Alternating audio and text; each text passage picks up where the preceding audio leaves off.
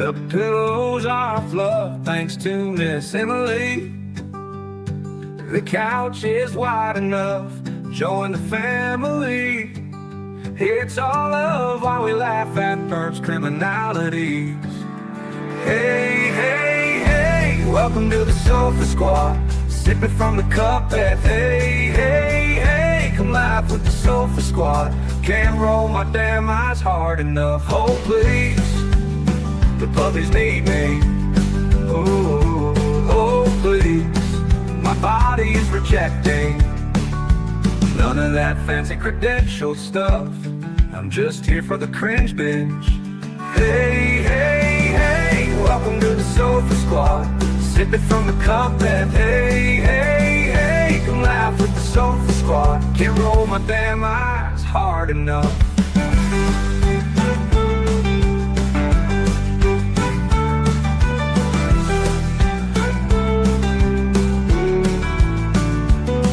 Oh please, the puppies need me. Oh please, my body is rejecting none of that fancy credentialed stuff. I'm just here for the cringe binge. Hey, hey, hey, welcome to the Sofa Squad. Sipping from the cup that hey, hey, hey. Come laugh with the Sofa Squad. Can't roll my damn eyes hard enough.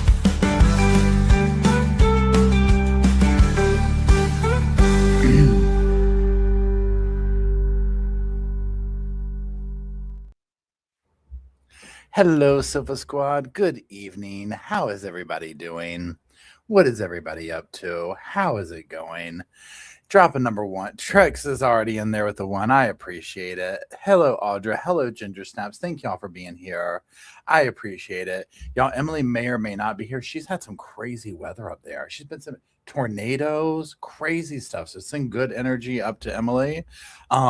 It's scary, this stuff, but she's fine. But her area it's wild, the weather they're having in and around there. Hey, Police Amy, how are you? Oh, y'all. Hey, Shayna, how's it going? Hey, everybody. I hope everyone's doing well. Hey, Jessa. Hey, Northwest. It's so good to see everybody. Oh, my gosh. I've been sitting here going to the comment section to pick out comments to do a members video on.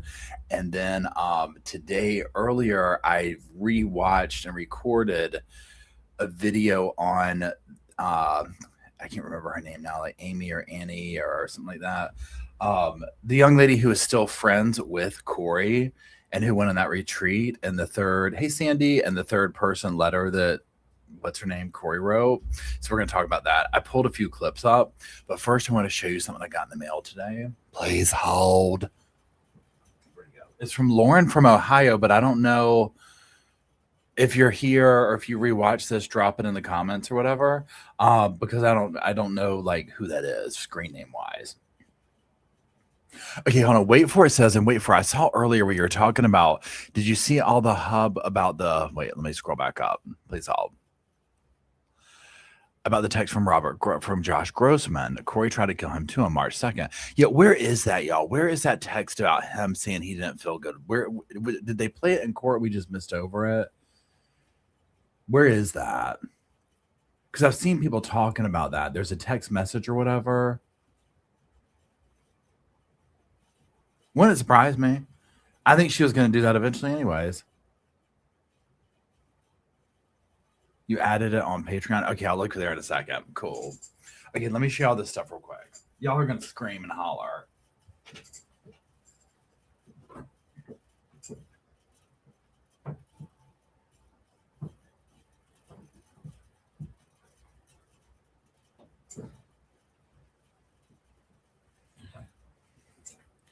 As you can imagine, the overhead air thing is going. I'm gonna save this one for last, y'all, because y'all are gonna scream over this. Okay, literally screaming. Okay, first of all, a pillow thing. You put your pillow in it. So live like Rose, dress like Blanche, think like Dorothy, speak like Sophia. Isn't that cute? And then a shirt.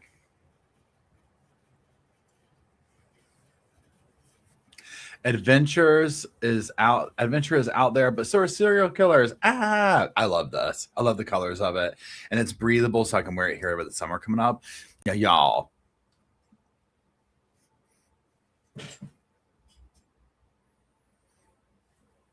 It is a stuffed Cheez-It. Yeah, that's just amazing. Isn't this cute? I absolutely love this. I was like, Carly Russell's in the house, right? So Lauren from Ohio, thank you so much if you're watching. I greatly appreciate it. This was a fun one right here, I swear. This is gonna make its way to the sofa. In fact, I'll put it on there right now, or else the boys will get it. I'm gonna put it next to Amy's police wife Amy's mushrooms, the crocheted mushrooms that the boys are destined to. That's one of their favorite, like, we want that toy, but we can't have it.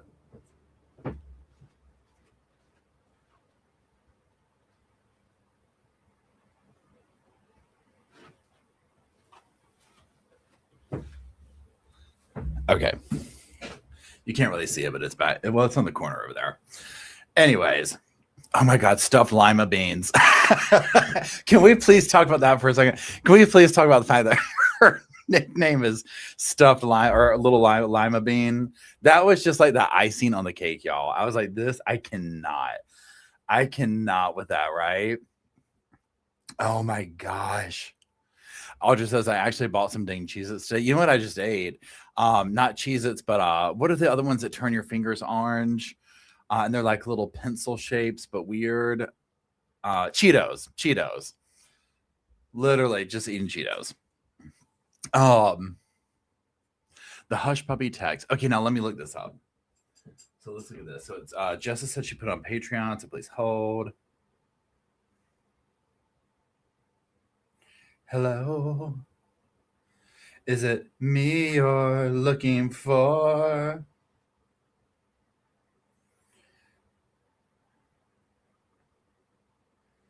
Okay, wait, I gotta catch up on this. Okay, so Jessa,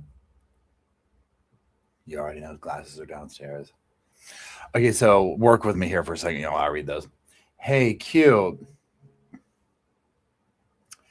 Everything is good. My body disagreed with my mind yesterday before I went to work. I sat down to eat that hush puppy thing, and that's all I recall until about 11 p.m. Sounds like the fire department experience was not a disappointment. Call me if you get a chance today. Hope your talk with Matt went good.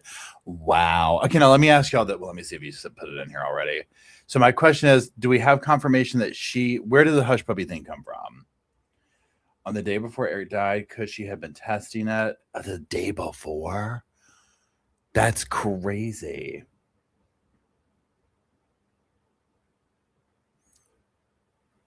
Okay. Mm-hmm. Okay. Mm-hmm. Okay. I'm just reading this little things right here. How do you make this happen? There.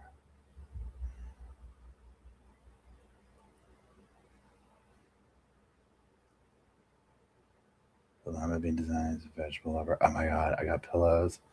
Oh my God. Lima bean queen. Oh my God. Jessa, these are so funny. Oh my God. Jess is finding all the lima bean merch. Thank you for posting all those, Jessa. So let's just like talk for a second before we look at some clips and whatnot. And let me look at the ones I pulled up we're going to look at. The finally effing over text message after the autopsy. We'll look at that as a talking point. The protection call in jail with her brother. And then we'll look at another thing between the boyfriend and her, the text messages, because I want to look at those. Okay, let's talk real quick. Let's go back though real quick and talk about her friend that testified that's still seemingly friends with her. And this is Allie, I think her name was, or something, staking or something. And her time on the stand, because her behavior was so odd. And this is watching it again and then like letting it sit for a day. This is the vibe I got off of her. Oh, thank you, old soul, for gifting 5 memberships. That's sweet. Candace says, can you read the letter story? I only listened. I didn't know what it said. Yeah. You know what? We can reread it. It's kind of a little bit odd, if that makes sense, like the way I did it, but we can totally reread it. Because I had to do it in the video or whatever. Okay. So I think that the friend was giving this. Hey, Barb. Number one, she acted uncomfortable in her own skin because I think she's still obviously friends with Corey, but then up there and probably questioning a lot of stuff and feeling really like, oh my gosh, and put between a rock. But again, I go back to this. I don't get an evil vibe off of the friend. Okay. Yeah, the real pretty one that went to the retreat with her, that one. And I think her name's Allie or something like that. I can't remember what her name is. I'll pull it up here in a second. I even think I have it right here on the screen. Hold on. Yeah, it's Allie Staking or Stocking or Staking. Looks like a mon that much. She looks like a supermodel, in all honesty, in my opinion. Oh, thank you, Black Rhoda, for gifting 5 memberships. That's really sweet. So pardon me. Okay, you know how in the Lori Daybell case where some of those ladies got up there and you could just tell that they were so easily manipulated by Lori? That's the vibe that I get off of this friend with Corey. Okay, also, you know how in the Donna Adelson case when like her friends that got up there and spoke for her were like so aggressive and mean and like kind of had like a little bit of an evilish vibe to them or something sinister? I did not get that from this friend. I got something different from this friend. You know what I'm saying? Where it was like, there was something going on there where she was almost like playing both sides of the fence.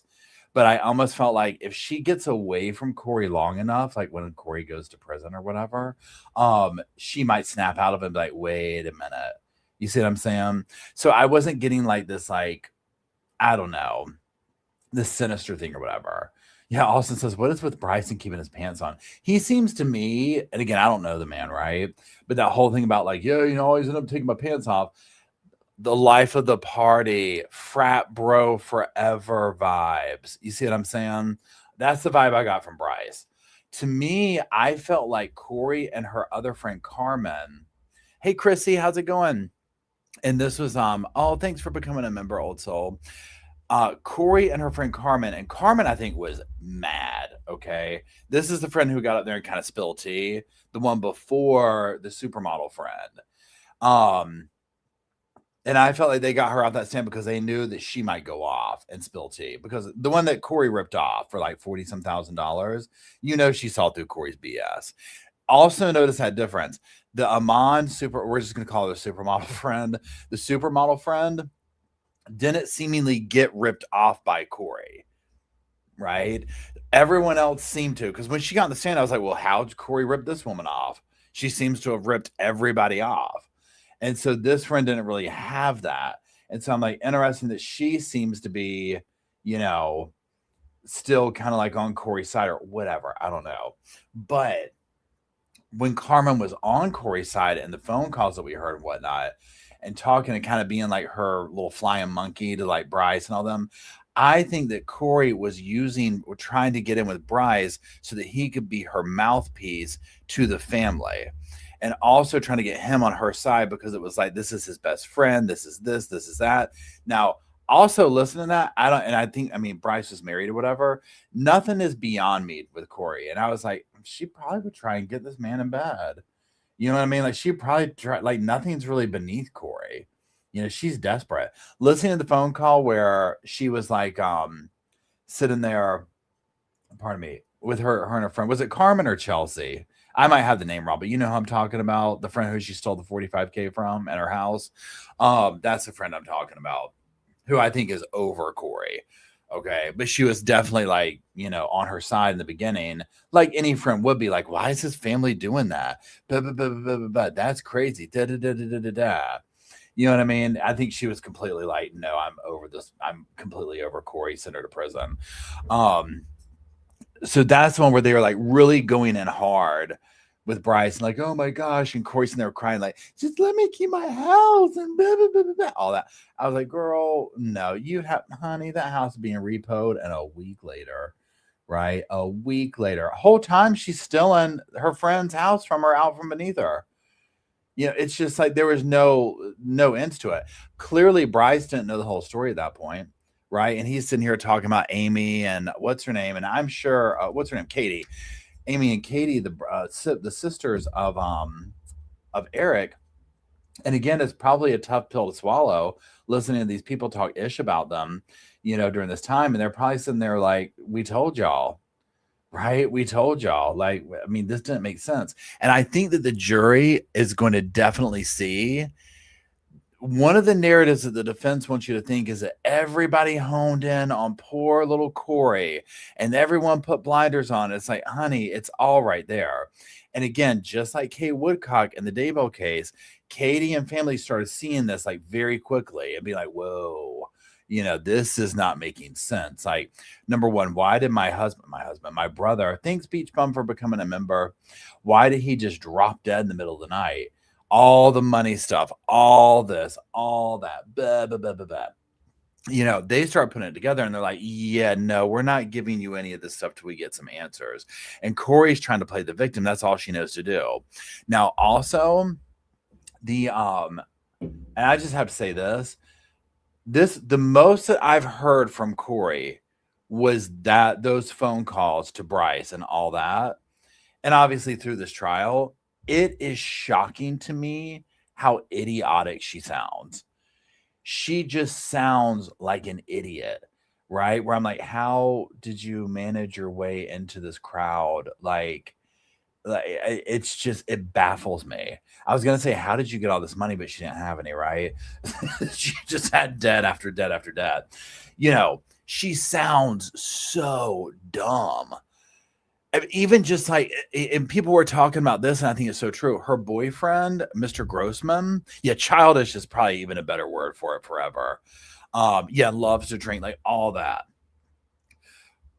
The I don't know, vernacular or the I don't know what you call it, but his education level sounded even higher than that of Corey's, and his grasp on writing and stuff like that, even better than Corey's in the text messages. Literally with Corey, I was like, I'm listening to a 13-year-old middle school girl, right? Like that's literally the vibe that I got from her constantly, was like like a middle school, however how old kids are in middle school, right? But a middle school age girl. With just that kind of like the talk, the manipulative stuff, like almost like okay, well, I'm a girl, I'll cry in front of the guy. That mentality, right? It's almost like stunted youth. Hold on, let me do this. Or Arrested Development. And also shout out to that show if you've never seen it. It's really good. Hold on one second. I'm going to take a sip and mute you. All right, and Past Perfect Pam says every other word was F, right? I mean, you heard her with the kids in there. Every other word is F-bomb. Every other word is F-bomb. Every other word. And again, I can understand being a certain whatever. Oh, yeah, Amy says Miss Potty Mouth. But it was like the way she just talked. And again, on those phone calls to Bryce, I feel like she was about 2 glasses of wine in, which whatever. But the fact that she's constantly like having to defend herself. I can take care of my kids. I love to drink, and I've never done that where I can't take care of my kids. And it's just like, girl, no, no, and no. Now I'm going to pull up over here or kind of talking and whatnot. Here we go. I got the whole thing. Let me make it bigger. I'm going to read the letter that she wrote from the retreat with the Amman supermodel friend that she went to. Okay. So we're just going to read it and talk about it.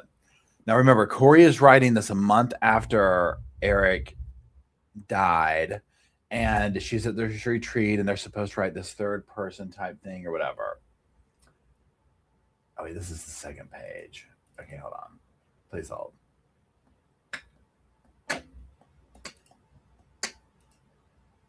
Now I know I've got to take control. Ooh, ooh, dun, dun, dun, dun. I'm in control, and I love it. Got a little Miss Jackson going on over here tonight. Okay, so the first thing, the life story of Corey. Please write in third person. Don't use cursive. Honey, you didn't even have to tell her that. She don't know what that is.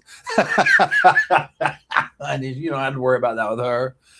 She did not know what that is. Okay. No. Not that I know a lot of people don't these days, but she probably grew up knowing supposed to know what cursive was. Okay. So here we go. Corey was born, and this is going to be choppy a little bit because of the way I had to do the screenshots. Okay, Corey was born in 1990 in Oklahoma. Her parents were married and worked for the same engineering company. They were both previously married with children. Her father had a daughter, Tanya, and her mother had a son and a daughter, Renee and DJ, together. And her mother and then their father had Corey and her brother Ronnie. Okay, let me go to the second page. Corey and Ronnie, while their mom, okay, so some of this is going to jump around for a second. Corey and Ronnie, while their mom worked. Once Renee turned 18, she left and never had a relationship again with Corey. Please hold. This is the wrong one. Let's just jump over here. Where's 2?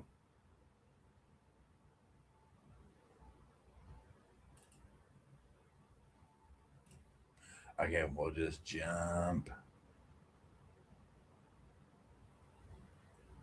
Here it is. Okay, sorry.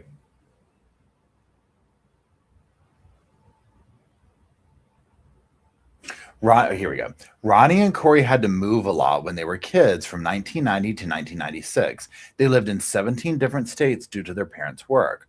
Corey's father was a successful engineer, but he was also an alcoholic and been most of his life. In 1996, he was drinking and driving and fell asleep at the wheel and ran over a cop who had another car pulled over on the side of the road. He was put in prison for the next 6.5 years. Corey's mom, who today is her best friend, had her own addiction. She is a compulsive gambler. Once Corey's father was put in prison, and now this is where I have to switch it.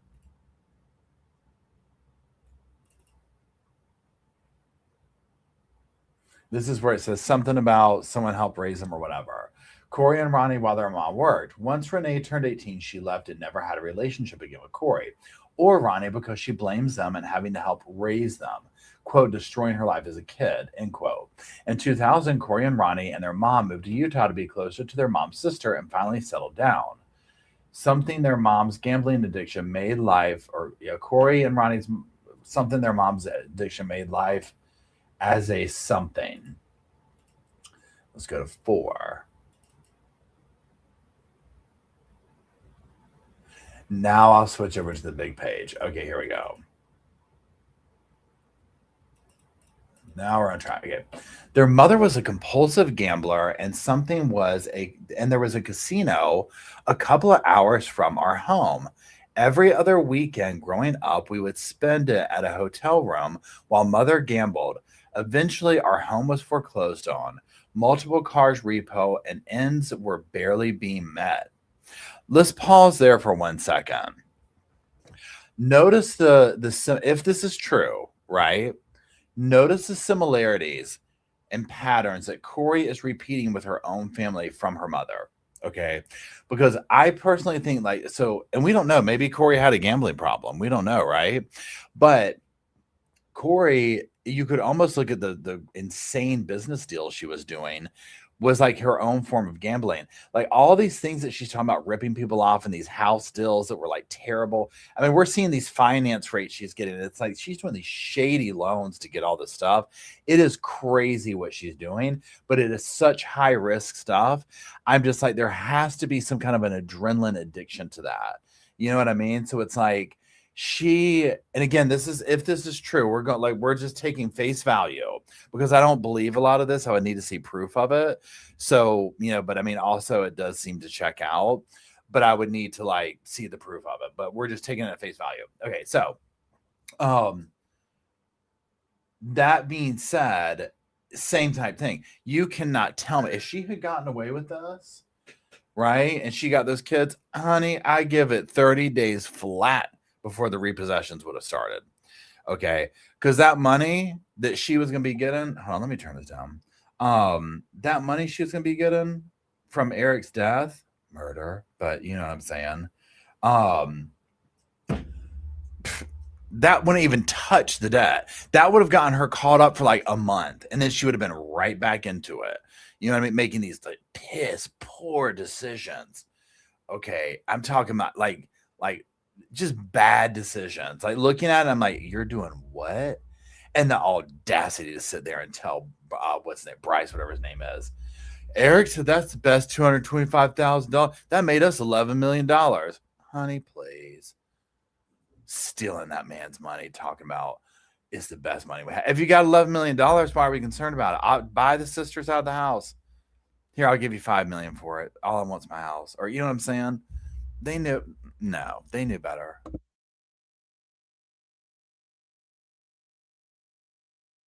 Okay, let's keep going. Okay. Let me find my spot. Okay. Corey's mother spent everything and more to fulfill her addiction needs, even if that meant losing our home multiple times. Corey lost trust in her parents at a very young age. She graduated from high school in 2007 when she, 17, eager to begin college and have a stable life, make a stable life for herself, she began college and met her now husband. Listen to this part. When Corey met her husband, she instantly fell for the idea of a marriage with kids and a happy family and a stable family because that was her dream. Okay, let's pause there. Now, here's the thing. You know, and take the murder part out of this. Like, I've heard other people talk about this where it was like, I just really wanted that. And it seemed like I was so hungry for a stable life, you know, and and then they get in it and they realize, oh my gosh. Yeah, hey, Wing Beats. Wing Beats says it perfect. The idea, not him. That's so telling to me because I thought the next sentence was going to be, I fell in love with him. And it was like, oh, she fell in love with the idea, right? Where it was like, I want a stable life. I want this. And apparently, and I'm assuming from what we've learned, pardon me, thank you, Jessa, for gifting a membership, that she met him. His parents did well, right? The family had this ranch, whatever they had, right? You know, he came from means. Honey, she might have been dumb, but she knew how to figure that out real quick. Okay. She figured that one out real quick. And she probably was like, oh, because I mean, think about it. You're dating, you go to the house. Wow, they've got this, they've got that. Right. So he offered stability. He offered this. Maybe they got together and she realized, you know, but he's here. And obviously that's what she did because she killed him. You know, she didn't want him. So, oh, he was 8 years older. Oh, I forgot about that. Wait, how'd they meet in college? Where did she meet him at, y'all? Hey, Maria. Wait, did she meet him at Home Depot? And yet, when it's private, somebody says, I'm convinced she worked at Home Depot to find a man. I mean, honestly, right? They met at Home Depot. Lowe's. Oh, wow. I thought that was a joke when we were talking about that earlier, like in the trial. She really met him there? I mean, honestly, you got to think about it. It's a pretty good grift she had going.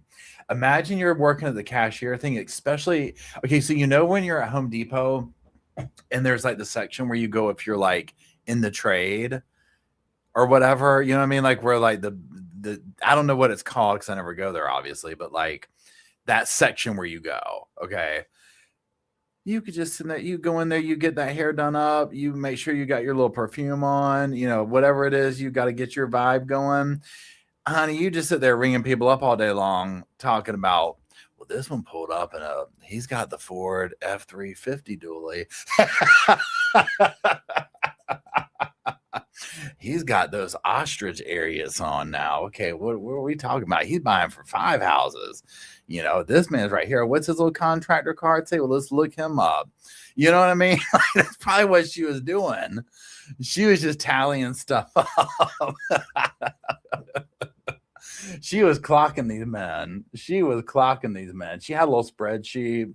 She's like, this one comes in on Thursdays and drives an F-350. This one comes in here. He's just got a little F-150. I don't need to mess with all that. Okay. Yeah. Justin says he paid with that black card and she saw hearts. Legit, right? Legit. Okay, so let's keep going. Oh my gosh. Bless his heart. He just walked right into it. Okay, let me find my place here. Okay, Corey got pregnant her sophomore year of college, which was very unexpected at the time. Corey's relationship was very rocky, but she thought once the baby gets here, I'll be happy and everything will be fine. Corey had her first son in 2012, graduated college that same year. She then got married in 2013 because she told herself, when I get married, I'll be happy. In 2014, she had her second son because she told herself another baby will make me happy. Corey then started graduate school in 2016 because that will fill this hole and make me happy, but it didn't. In 2017, I think it says, she had her third son and her life spiraled downhill. Let's pause right there. Can you imagine that? I had my third son and my life spiraled. But again, notice also everything that she talks about is how does it make me feel, right? The kids, can you imagine me and her kids reading this? I figured if I had another kid, I'd be happy. Ugh, God, the third one, I really spiraled after that. You know what I'm saying? Like everything that she talks about. When I met my husband, I thought, oh, a stable life. That's what I wanted, a stable life. It's all about me. It's not like I wanted to raise kids and do this and do that, and I'm not trying to say like we're all human, like we all have our own needs that we're out and looking for. That's normal. But in this context, especially the behavior that we've seen, let me fix this. This thing's trying to put me out on Front Street today. The behavior that we've seen where it's just like she has this weird disconnect to anything living around her to begin with. And then the way she talks, it's like, everything is supposed to make her feel better. It's so weird. Northwood says she had a pretty stable life, and Carly says you have to be happy before I have kids, right? Like, I mean, like that's what's kind of scary about it. It's just like she's so unhappy and miserable, and I'm like, what was so bad? Like, I mean, was she literally could not stand this man? I mean, I'm like, was he that bad? And again, I don't even know what their marriage was like behind closed doors, but it's just like, well, honey, if it was this bad, I mean, what, if you take the obvious answer of money and stability away from it, why stay with him? If he was that terrible, why stay with him? But she won that lifestyle. And she also wanted to be the one doing it, right? Almost like she was like, I want to be the one making that. And it's like, well, girl, you could have totally done that. You had a man willing to support you and get you through that. But she was the type that you couldn't tell her nothing, right? You couldn't tell her nothing. She is probably sitting here like, no, I went and talked to a buy here, pay here mortgage place today. Now, the mortgage rate is 50.25%. But if we get it and do this and flip it, we can do it in a month. And Eric's like, no, that's a crazy idea. And when he said that, she was going to take that money. She was going to go get that loan. She was going to prove her point. Hold on one second.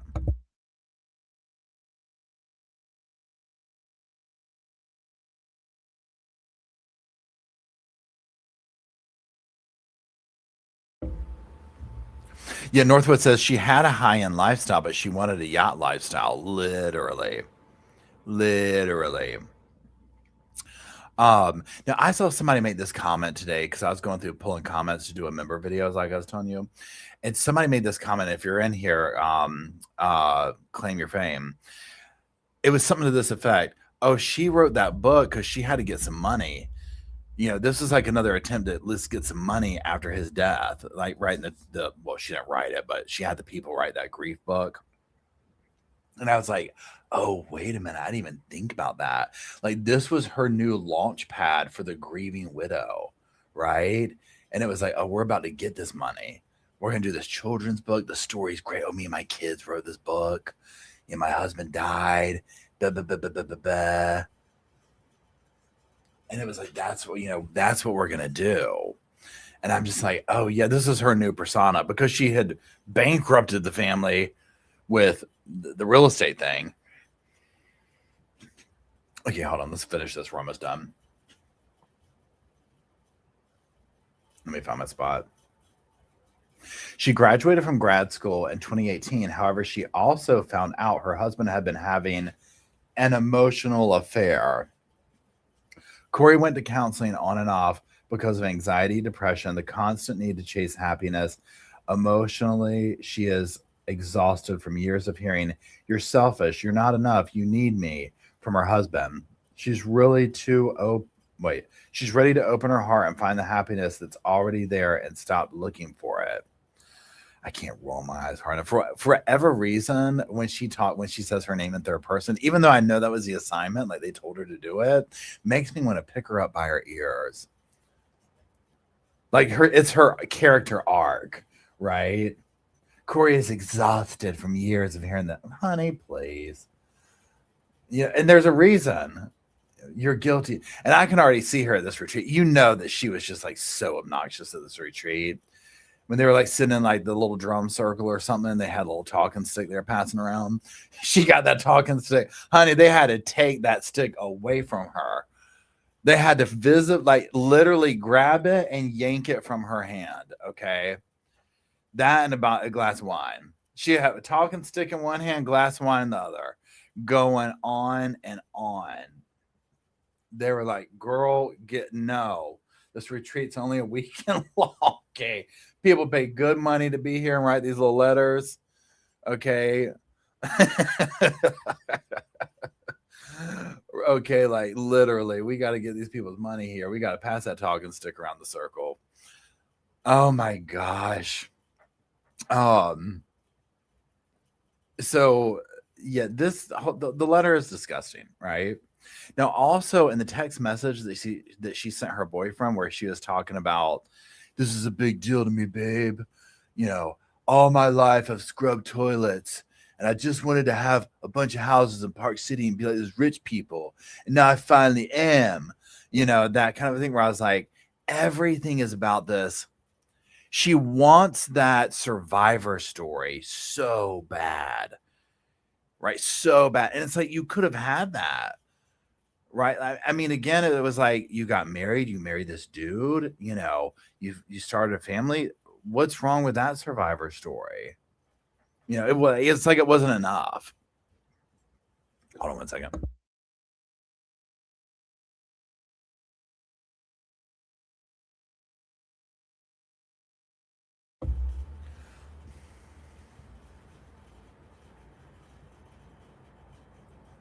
Yeah, Sandy says, "I can't stand being around always me people." Literally.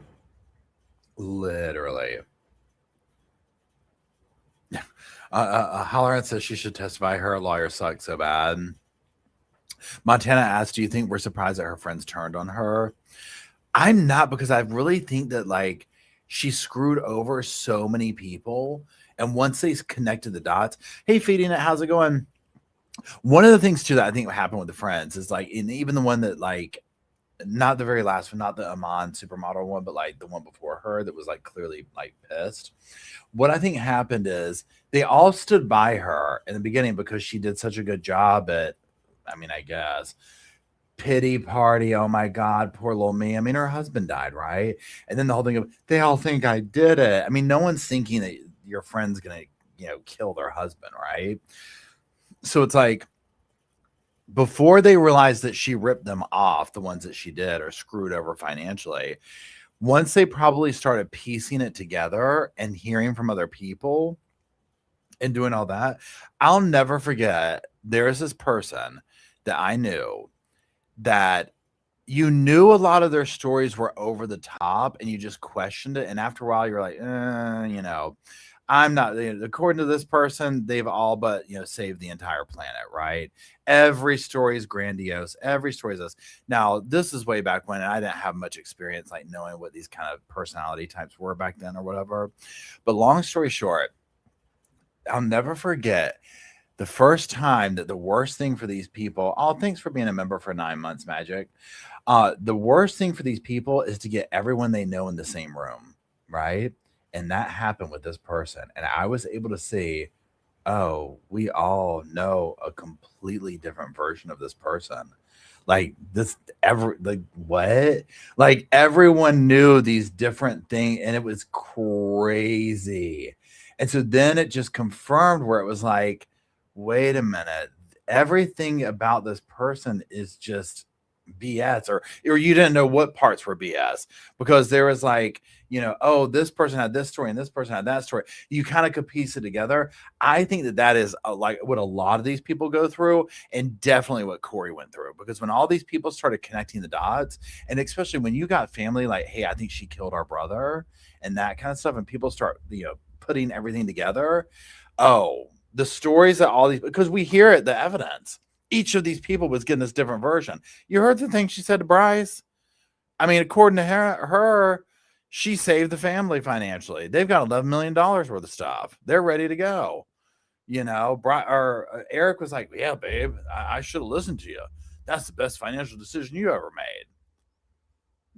Okay, well, then why is he having to go to his business partner and take draws out he's afraid of losing the house? Right?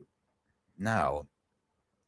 I mean, you saw the evidence that came in, the black and white numbers.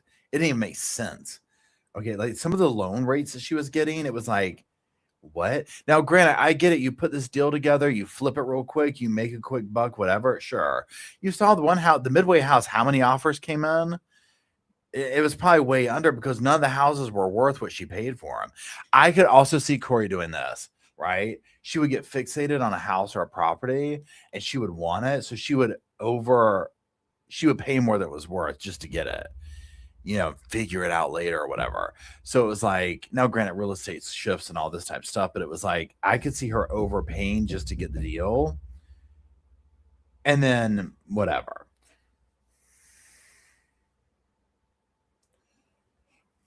Northwest says $2,100 per day to payday lenders. My blood pressure, literally. I'll bet you, pardon me, once Eric was able to see a fraction of what she had done, probably incredibly embarrassed too. Can you imagine him going to his family and being like, Corey, and I don't even know how much they knew about it. Didn't the sister know everything? Like, she knew that Corey stole all that money. Yeah, Justice says she thrives on chaos. That's the thing. I mean, here's the thing. I could sit here and say I'm comfortable in some level of chaos, but that, oh honey, I don't know what I would do. I don't know what I would do. So he did tell the sister, okay, pardon me. So imagine him going to his sister talking about she did all this. And she's sitting there, she'd have everybody thinking that these were the best financial decisions anyone's ever made. And the way okay, now also let's talk about this real quick. See, I just love jumping around to all the things that come in, but hold on one second. Okay, so when she was like talking maybe like to Eric, and I can't remember where some of this was coming in, maybe the text messages to her friends, where she's talking about the medical examiner. And she's like calling and being like, what is it? What is it? What's going on? What's going on? You got to get some things. And like, first they're like, well, maybe it was COVID. No, it wasn't COVID. Oh my God, you can't put that on his death certificate. He'd flip out. She was so brazen about like, no, I want answers. I want answers. And I think at that point she knew, I don't think she ever anticipated it getting investigated to that level where she was going to have to explain what was going to be in a system. And honestly, at this point, y'all, she's so stupid. She might not even know, like when she did that. Thanks, Lisa, for becoming a member. Like, she is so dumb, in my opinion, that she might be like, well, I didn't think the fentanyl would stay in his system. You know what I mean? Like, she didn't even think about it. You know what I mean? Where she was just like, I'm going to poison him. Excuse me. And no one's going to think whatever. No one's going to raise an eyebrow. Right. So once it was like, oh, he's going there, she might have still been like, they're not going to find out. I looked it up. Fentanyl's like in your system for like 48 hours. And it's like, girl, now she didn't say this, I'm just pretending, but it's like, girl, that's like if you are alive and like process it out. Okay. She would literally, if you told that to her, she might be like, oh, wait, you mean so like if you die, like the drug just like stays in you.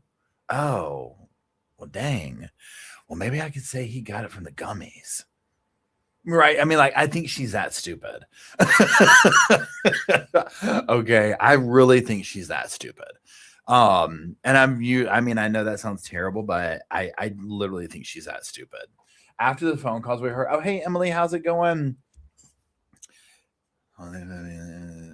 Thank you, Emily. So that part right there, yeah, only a trace. Telling her friends there's only a trace, enough to kill an elephant in them. Man died instantly, right? So I don't think that she ever thought she'd have to explain herself. And so then, really, what you would have to do in that kind of situation is you would almost have to be like, you know what, we're gonna just go with this. Like, there's no excuse why this should be in his system, so we're gonna have to just play it off, right? And be like, no. I want answers. Know that. You know what I'm saying? Like, you're gonna have to just go with it. It's almost like, look, it's almost like if you pulled some next level stuff to call it to work, and then they got you caught up in it, and you're sitting there and you're like, look, we're just gonna have to go with this, okay, y'all. We're gonna have to go ahead to the hospital and get that doctor's note. Okay, like, I messed up. It just charges them to the game, but we got to just run with this one now. You know what I'm saying? That's 100% what I think she was doing. Okay, she was just like, yeah, okay, I got to run with this and just act like, what are you talking about? What kind of medical examiner are you? We want answers up in here. And then even when those came in, she was like, well, let's watch this one now. This will be a good segue into this. We're going to watch It's Finally Effing Over, Babe. Hold on one second. She thought she was going to have her moment, too. All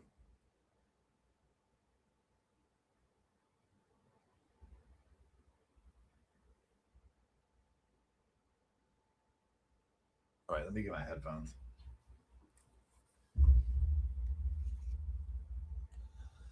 I said, hey.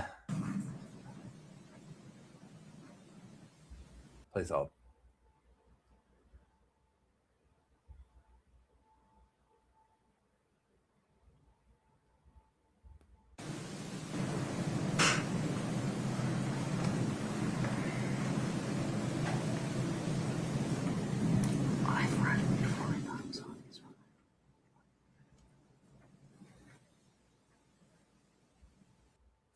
And the death certificate has now been updated, so I'm rushing to get it before Katie's dumbass.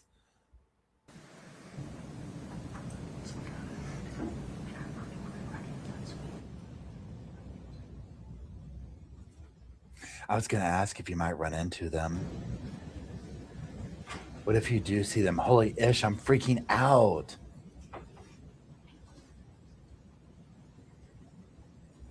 Is everything okay?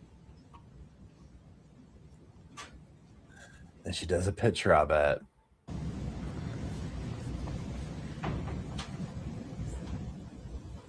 A trace of fentanyl, manner of death undetermined. Now, this is what I find interesting. I would personally think, pardon me, if, again, there's no reason why fentanyl should be in his system, right? That you would know of. So just think of, like, if your person died or whatever and it came out with fentanyl, you're like, well, what is this? Pretend you didn't even know what it is. You figure out what it is. You're like, huh? Fentanyl? I don't think I would be putting exclamation points next to it. And then the trace of it is like, so she knows that there's fentanyl in his system because of obvious reasons, right? I almost think she's trying to do this where she's already starting the narrative, like a trace of fentanyl. Almost like, look, y'all, we got the answer. Like, she already knows she's going with this whole grift of, like, he took something or something. I don't know. Let's keep going.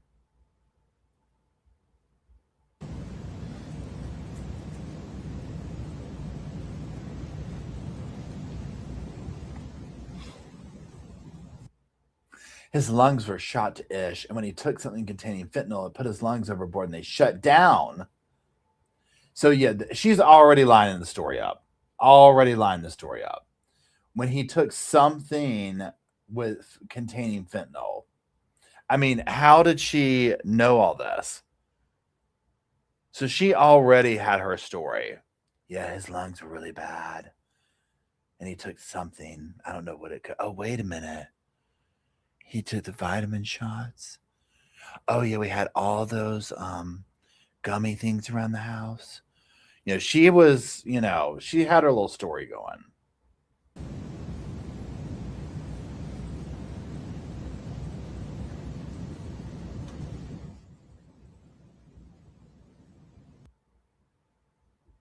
Chels. Oh my God, I cannot stand how she says that. I think it's finally effing over. Effing over. Know that.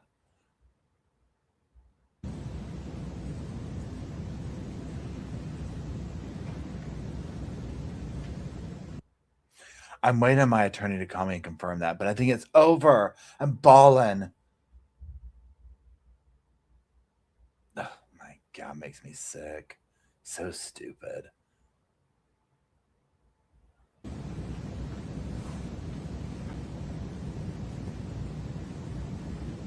Let's see what her old friend has to say. Holy ish, is that what the ME said? So they are done with the investigation too? Like, did they find where he got the fentanyl from? Holy ish, friend, is it over?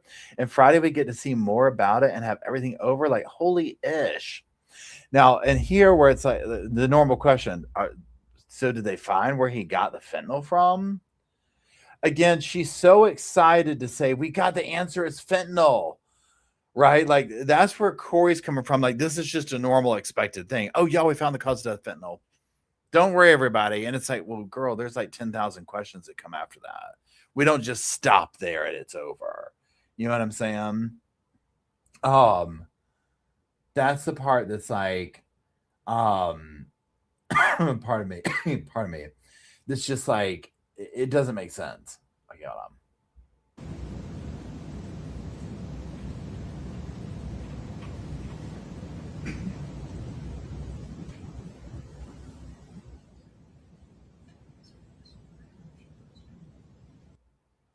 it looks like with the silly, how do you say that? Celosia. How do you say that word, y'all? The S word. It looks like with that word, COVID, and then fentanyl, it got his lungs. Do they say how much of the fentanyl that is? Again, she's asking the normal questions, right? These are the normal questions one would ask with this stuff. Not the silicosis. Silicon? Okay. Here we go.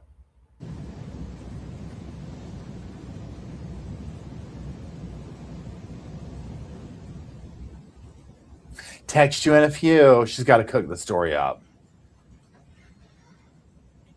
Okay, this is probably her like dry run to see what kind of questions come up so she can formulate them. To kind of get her story. Okay, so drug, pulmonary something, cirrhosis, whatever, long something, some superficial, COVID positive, fentanyl, 15. Okay, so it does not say a trace. Positive. So they knew when they got this, the medical examiner, let's just pause here for a second. They knew that there is a ton of fentanyl in his system, right? So they had to have immediately been like, WTF. Like, this is insane. We have tons of questions. And we already heard or read at least the how do you say the transcript of when the cops called her in to be like, yeah, we've got a little bit of an issue here. There's a ish ton of fentanyl in his system. Where did this come from? So you already see where she spin the story. Oh, there's a trace of this. Honey, please. They already know. They already know. Okay, let's see here. Opinion. 39-year-old male Eric died as a result of a fentanyl intoxication. The decedent was found unresponsive in bed by his wife. Reportedly, the decedent had recently been recovering from basically COVID. EMS responded, but resuscitation efforts were unsuccessful, and the decedent was pronounced dead at the scene. So it says right on here that he died of fentanyl. Now, I guess too, and I can't really read it on here, but pardon me, on this, the thing about this part that would get me, pardon me, is wait, hold on, I lost my train of thought here. So she's telling the friend, oh, undetermined. So correct me if I'm wrong here, but when they're saying undetermined, I can't see if it says undetermined on here because I can't, my eyes, I don't have my glasses on me. But in my opinion, that would be if it did say that, because they've now opened up a homicide investigation. So while it's like, yeah, he died of fentanyl, but we can't say if it's a homicide or not because we need to answer where the fentanyl came from. Or did she just make up the undetermined thing? But I do feel like that probably would say that on there, undetermined manner. Okay. So that part's like super like, whoa. Okay, so let's keep going.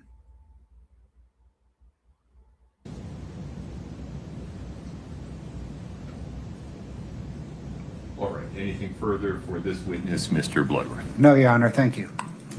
Ms. Lewis, please proceed. We have no questions for Ms. Barney. Okay. May we allow Ms. Barney to step down, Mr. Bloodworth?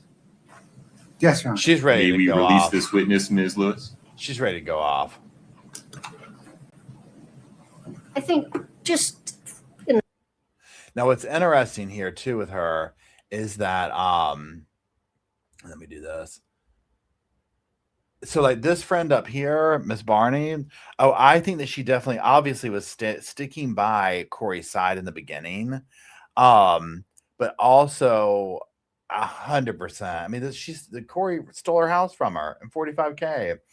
100% she saw Corey for what she was, right? And probably felt stupid and used and manipulated and resentful and angry, and then also shocked because she's probably like, yeah, she killed her husband, right? I mean, just the text messages to her and that the medical examiner thing, you see all the lies. Traces of fentanyl, honey, no, he had no, that's not what that says at all. And I mean, think of all the things you would be going through in your mind and the conversations with all of that, like all the things that you would have go through in your mind with something like this, raking over, well, what did she mean with this? And was this true? And was this like, what did this mean? And, was she lying this time? Or was she lying that time? And like all the things, you know what I'm saying? You would have to be combing through years of conversations. I would at least. And so again, I guess the shocking part, but I think, so looking at it, I'm having a bunch of thoughts come through my mind at one time. So Corey's going to this friend right here and immediately being like,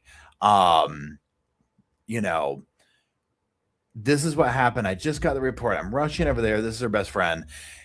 You're seeing the narrative she's telling the friend, but she would have to come up with multiple narratives for multiple people. And again, I just think that Corey was so stupid.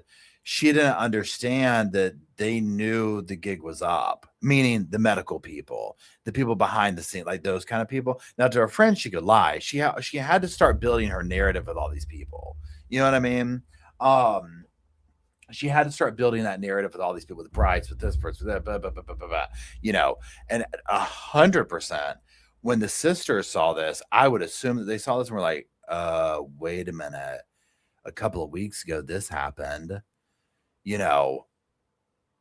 so yeah. Okay, let's find the next thing. Please help.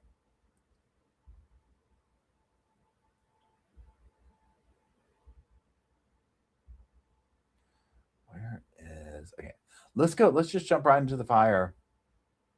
Let's go right back to it. Let's go over some of these again. I'm going to do playback speed. I'm going to speed it up some. Now, this is the boyfriend, Robert Grossman.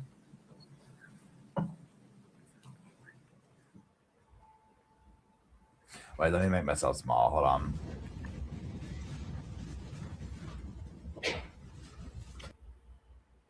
When I don't get much from you, I just figured it's because you're doing things that you know I wouldn't like and would hurt me. It is draining to love you and pretend to be an idiot. I don't want to avoid things with people I love, thoughts or problems. I want to communicate until we know each other better and solve stuff together, not by myself, for each other. Like and love you today. I live too much through this phone, though. I'm tired, babe. Now, just this right here, okay? Forget the context of it. Look at sentence structure. Look at grammar. Look at the ability to put larger, broader thoughts together. I mean, and I'm not even being like a smart aleck here. Like, it's shines above Corey's. Corey's over here talking about going to graduate school. I don't know what kind of education this little man has, but it's like you could just tell in the text messages how much more together he is than her and hers or whatever. So let's keep going.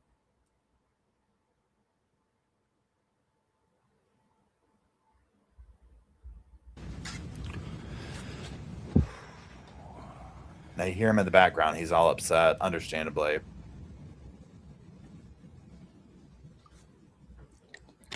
I tell you some of what was on my mind today, tomorrow. So they were planning to get together.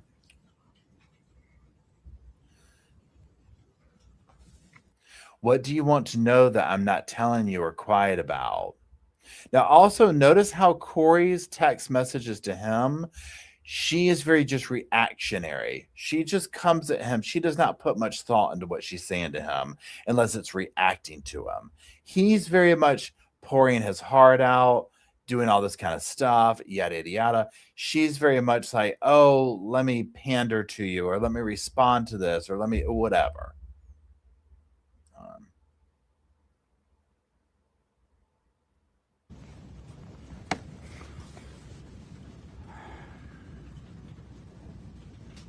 I want to know everything about you.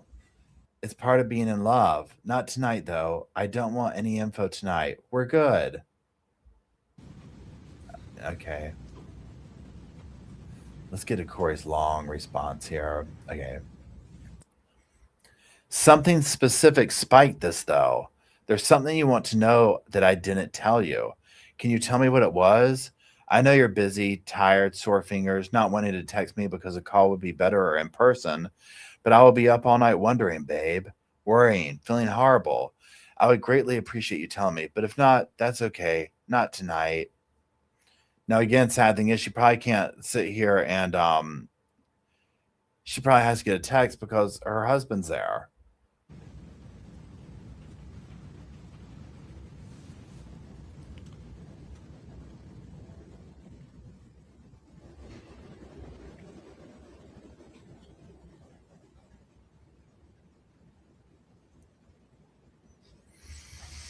He says, can't text it. The texting ish sucks. Several things.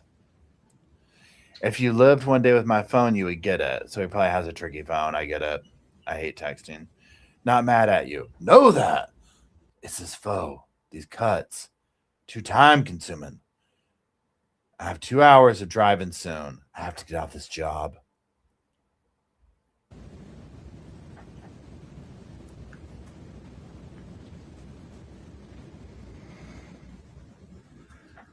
And then here a little Miss Thing comes.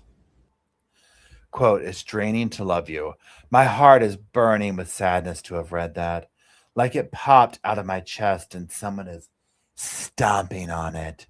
I'm sorry I'm draining to love. Honey, that's the most underrated statement. I knew this would come one day.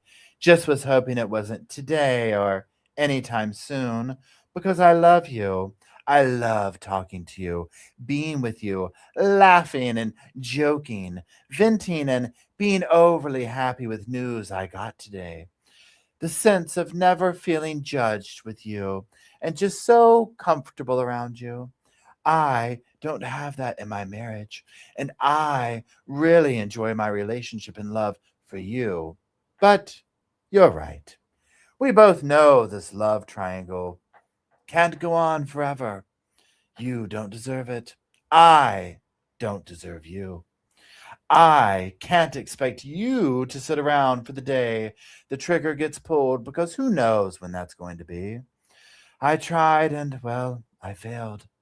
I can't expect you to sit home and wonder what I'm doing or my home life or when I might call you next or see you. That is so beyond selfish of me. Yes, you're right. Hold on for the next one.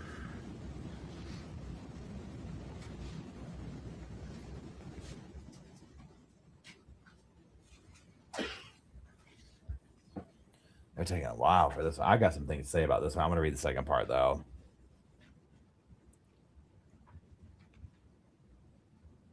Well, come on now. We already read it. We're good to go. Next slide, please, Scott. Thank you, Scott. Again. Sorry, I didn't see it until then.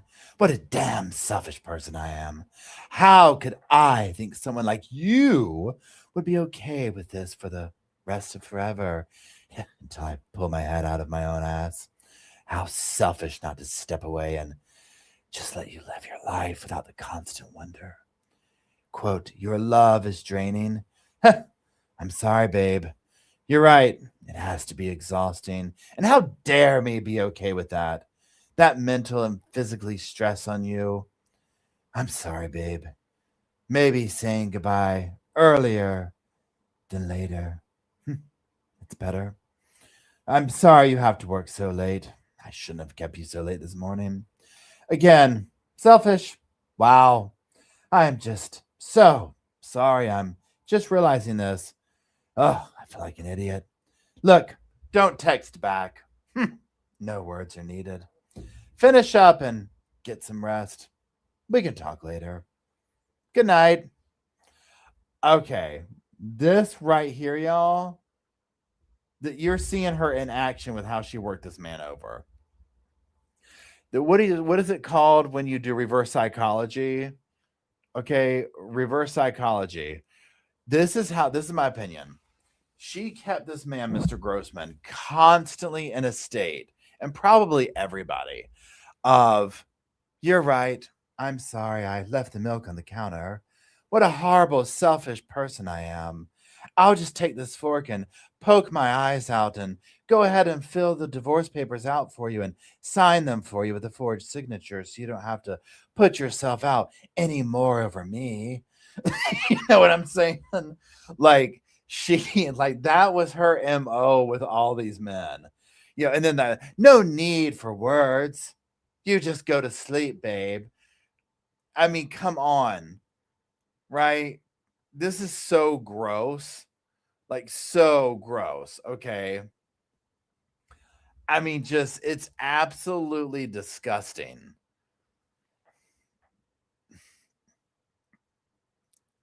I mean, okay. I'll just go to bed. Let's see what he said.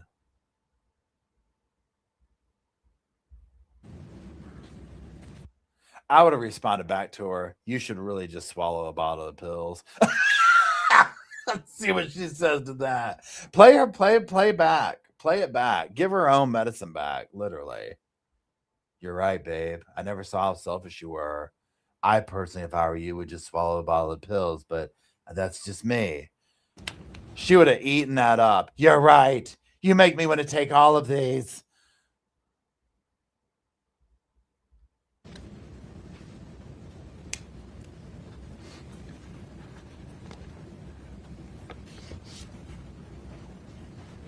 See, now she's keeping the drama going. Now, remember, she's at home with her little family. She's got her man. She's got her kids. Right? She's got somebody. Whether she wants him or not is irrelevant. She has a man, right? She's got company. He got love triangle. What do you mean by that? I don't get it. the one that she is entered. Well, I mean, they were both adults in this. They both are in it. He knew that, but well, I'm married. You, me, our relationship. I don't know what else to call it. Oh God, I'm in love with a man that's not my husband. Oh gosh, there I said it. She's also the type that would be like this. Like the first time she told him I love you, it would go something like this, where she was like pretending on the phone or whatever, and she was like, "Good night, I love you." Oh, whoops. I meant I like. Oh, is it too soon to say that? I didn't know. It just came out. It just felt so natural.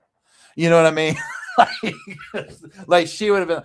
Again, I've seen this 100 times. This is one of the good things about getting older, right? You recognize this kind of crazy. You know what I mean? Like you recognize this kind of crazy. You see it coming from a mile away, see it come from a mile away. Of course, this is hindsight, Monday morning, whatever you call it, quarterbacking from the sofa. Like I'm not emotionally invested in it the way that he was or she was, but come on. Okay, let's keep going.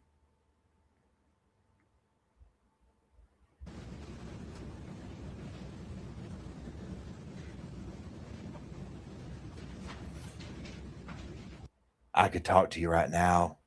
We could be great. Not a fair shot. Now watch. Babe, I can't. Eric's here. Instead, it's going to be misinterpreted text once again. Instead, it's going to be, let's end this sooner. Wowed. Okay, so right here, 100%.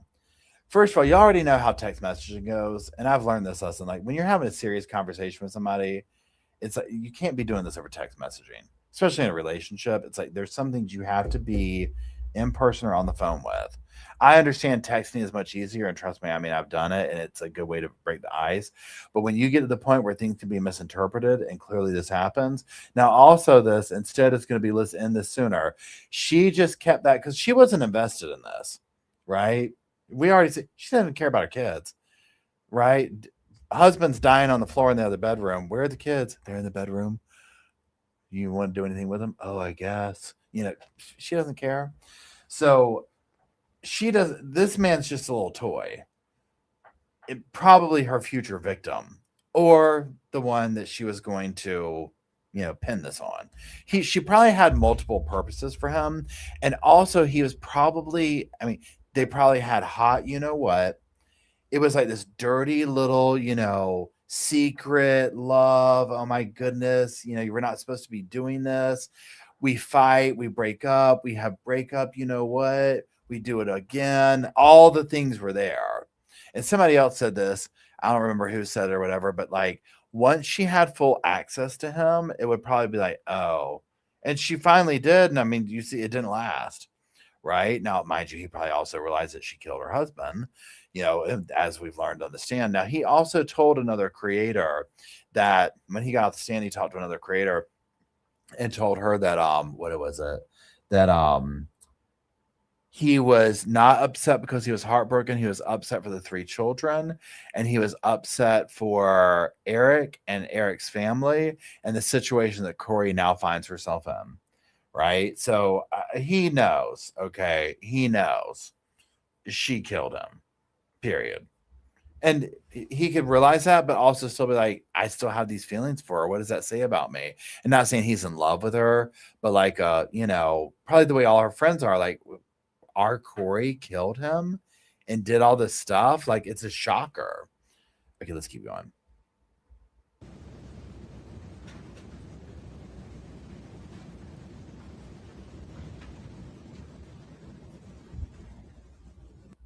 I meant what I said yesterday, babe. I'll always love you, handsome. If it's okay, can we talk tomorrow? I want to go to sleep as happy as I was when I woke up with you this morning. I won't misinterpret anything, or I hope I don't, until I talk to you about it more. I'm sorry, babe. Okay, well, let's just digest this. This means she can't talk because her man's around. That's how invested she is in this. If this was somebody you were invested in and you were really having these same feelings for, even if you're having an affair, you're going to do something to get on that phone and console something, right?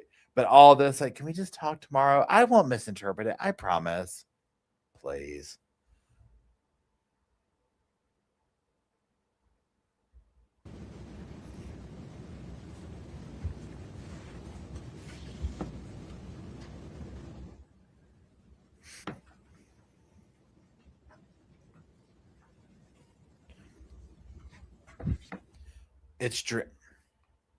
Pardon me. It's draining to love you. You threw the last half of the sentence away. You changed the meaning of the sentence by deleting some of it, and then used your new sentence as an epiphany and a reason to profess your love, triangle, of Eric and end it sooner with me. That's what I gather from that. Chopped liver over here. This is what I'm talking about. This man is way too intelligent for her. Way too intelligent for her. She probably doesn't even know what this means. She probably doesn't understand this, right? She's just like, I'm surprised she didn't respond to this with like some emojis or something. It's like Josh, Mr. Grossman here needs to break it down to emoji talk for her, right? Like, that's where we're at with this. You know, emoji talk, not all this. This is way too much for her. And he's also calling her out for what she did. And I'm also wondering if he's like, at this time, if he's ever thinking, I wonder if Eric goes through all this. Who knows what she told him about Eric? Now, I guess this little, what it looks like they're sending little emojis to each other or whatever. You goofball. See, he's trying to lessen it right here. He's like, oh man, I just called her out. I better lighten it up a little bit. Wait, hold on. I threw the last half of the sentence off because it's almost as bad as the first, quote, pretend to be an idiot, end quote. I took that as, are we ever going to address the elephant in the room and recognize what's like really going on here, the bigger picture? Profess my love for Eric? What? That's not what I'm saying either. You took love triangle and changed it around to professing my love for Eric, when that's not at all what I was doing, okay? I'm telling you, I'm in love with a man that's not my husband. That's 3 people. Want to make a circle with 3 people, okay? You just did the exact thing I did. Assumed and misinterpreted attacks, okay? Now, also notice, y'all, where did we end just a second ago? Where she was like, please, babe, send it to me. I won't misinterpret it. We're already in an argument. Literally 2 text messages later, we're arguing. Right? It's like, this is an exhausting person. This is an exhausting person. This is exactly what they're talking about.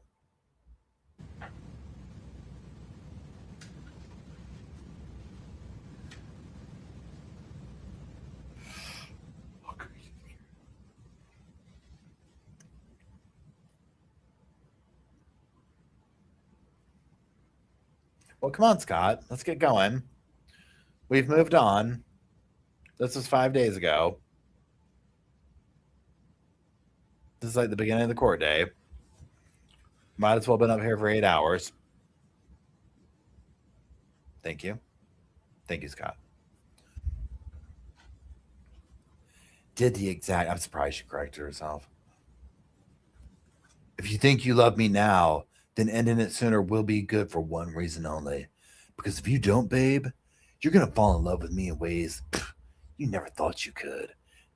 That I wish he had said no to that right here, right? That is a guarantee. Speaking of guarantees, last night by no means counts as your guarantee. It was not stated as such prior, so it doesn't count. I don't know what that's a reference to.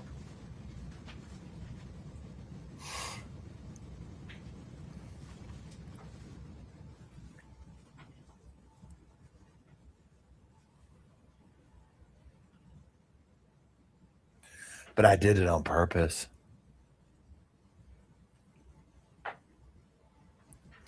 You will never like be chopped liver to me. Absolutely not true. Okay. I had an epiphany of the selfish person I really am. Okay. That's the only epiphany I like had. Okay. The day you yelled at me on the phone, you had said I was selfish. Side note, interesting that she constantly has this response from men, right? Okay. So he's saying it, Eric's saying it, right? Okay. And I was like so totally offended by that. And now I understand why you like said that. And I felt so mad because, okay, it's true. You're right. If we don't end things, I would fall deeper and more in love with you than I already am. Okay. Which is going to like be even like harder. Okay. So I'll take it. It doesn't count, right? Guarantee for the third. Maybe that will be more of like a date to remember than just celebrating Christmas and a guarantee. I know your fingers hurt. I know you're working, babe. I can try and get away tomorrow for a phone call. I think we're going to need it. Now let's revisit this part, but read it for real. Okay, I'll take it. Doesn't count. Guarantee for the third. Maybe that will be more of a date to remember than just celebrating Christmas and a guarantee. Maybe they're talking about that. Now, some of this too is like the results of being in an affair. Maybe tomorrow I can get away for a phone call. I don't know about y'all, but this is the thing where if I was having a straight up affair, well, not even an affair. Well, no, let's put ourselves in the shoes of an affair. Okay, so you're having an affair and you are allegedly falling in love with a person. Okay. And you're like head over heels, whatever. Talking about I can sneak away tomorrow for a phone call. Imagine that part of the process where you're falling in love with somebody, but you gotta be like, I'll wait till I gotta sneak away till tomorrow to get a phone call in. I'd get caught so quick because I'd be like, well, hold on, let me just sneak like into the bathroom real quick and make the phone call. Right? Like it just like this takes a lot to really control those emotions and feelings and make them like this strategic, to be like, I'm gonna wait till tomorrow to call or whatever. There's no way. And I'm guessing the guarantee that she's talking about, and I don't know what she's talking about, but it sounds like, it doesn't count guarantee for the third. Like the third, they're going to get together, maybe. I don't know. Okay, let's go over here. Let's keep going.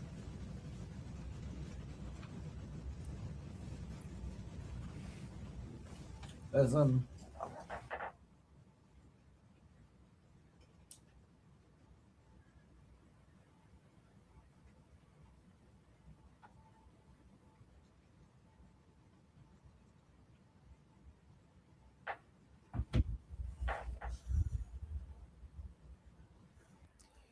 If you're going to be mad at me, you need to come see me and do it in person, babe.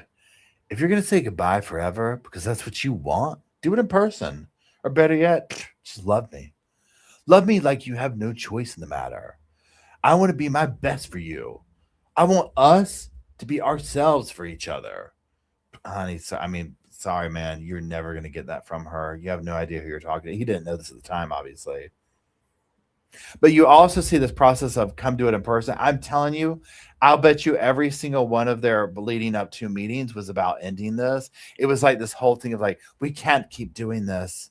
We must end this. But my love for you is so strong. I don't know what to do. I know, Lima Bean. Just come tomorrow. We'll work it out. And then they would have like this, like, we almost lost this love, breakup sex kind of stuff. And then it would start all over again. Okay, let's keep going here.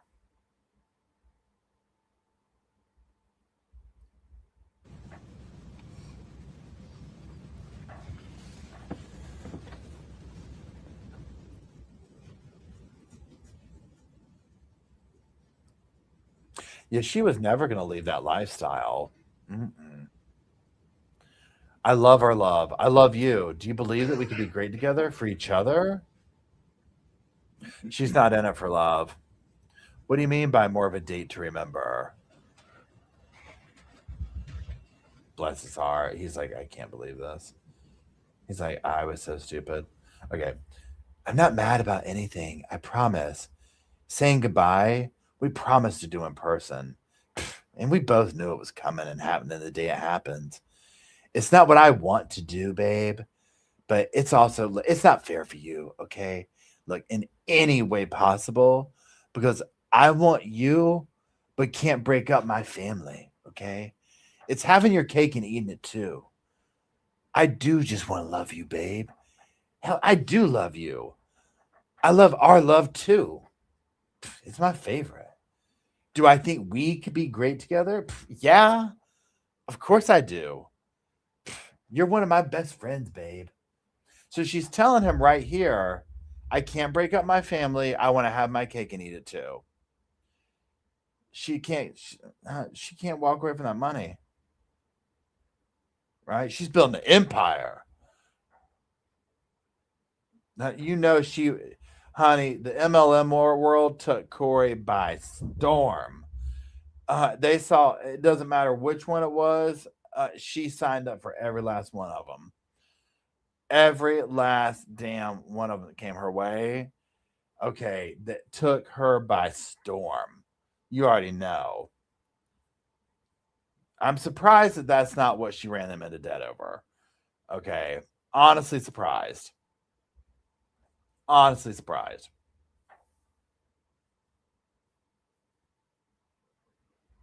see what he has to say to this.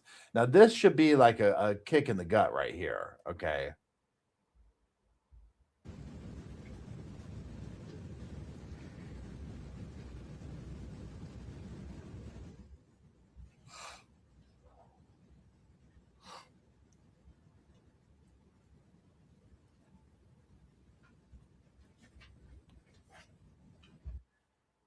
No, ma'am. I thought you were getting a divorce.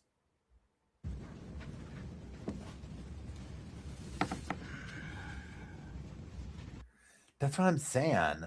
What if that's in like a year? You're just supposed to sit around and like wait for me? No. And I would never ask you to.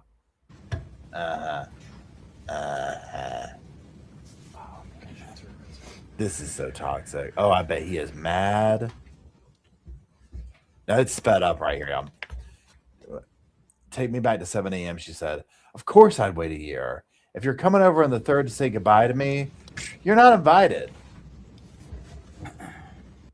So let's pause there for a second. Okay, so here's the thing. She's just trailing him along. You know, she said, what if it takes a year? She's trying to see if he'll wait. She's already stated she wants to have her cake and eat it too. But you see this all the time where they're like, no, babe, I'm going to leave her. She doesn't mean nothing to me. You know, but I got to do this in time. It's stages. For right now, I just need you to like work with me. Right. But she's doing the same thing it's like reverse roles here that you usually say. Pardon me. Excuse me. And him being like, I thought you were getting divorced. I mean, like, that's the first thing he said to that. Like, he called her out on that. Right. So, and the 3rd, here's our answer. I thought you were coming over the 3rd to say goodbye. So that's what the 3rd is. Right. And again, it's just a cycle. Like, here we go.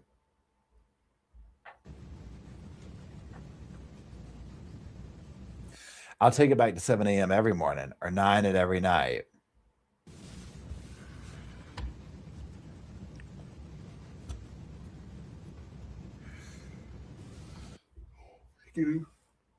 I'll just take 7 a.m. and 9 p.m. every day with multiple phone calls and visits in between. She's so gross and despicable. I'll see if I can find a tree and put it in Little Mill Creek tomorrow.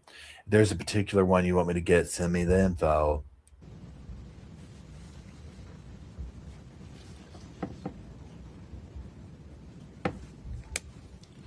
No, sweets. You do you tomorrow. Take the day and just relax. Storage unit stuff, panda walk. Don't worry about it. I really appreciate it, though.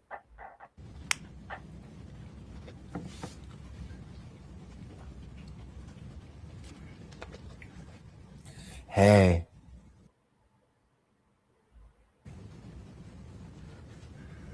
He says, that is doing me. That's what I'm going to do. So if you don't want a Charlie Brown tree, you might want to participate.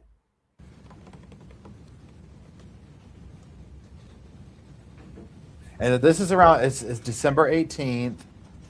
Hey.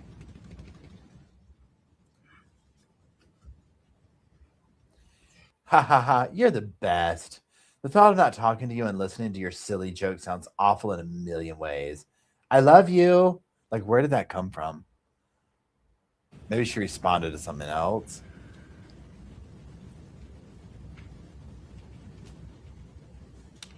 Good night, PMI pod. Here comes the line. This one right here. This one I would have my head down thing over too. Honestly. I love you. K is for kind. O is for outgoing. U is for unique. R, romantic. I, inches away from signing her divorce papers and falling madly in love with her soulmate. Good night, Lima Bean. Where's Lima Bean? Honey, y'all. We got the Lima Bean things in here. We'll drop, if you got the Lima Bean emojis, drop them. We got this. Here's where we get Lima Bean from. But again, look at how much thought he puts into this, right? Even though it's like super cheesy, like in comparison to hers, it's like he puts all this thought into it. And again, what did he end it with? Pardon me. Hold on. Oh, Amber Emergency, thank you for gifting 5 memberships. If you got a free membership from Amber and you refresh your screen, you can use the member emojis, the Lima Bean being one of them. So the inches away from divorce papers and falling madly in love with her soulmate. I mean, that's what he's thinking this is going to be. You know, she teeters on it. She teeters there. Hold on, where is it at? Here we go. He's definitely embarrassed over this one.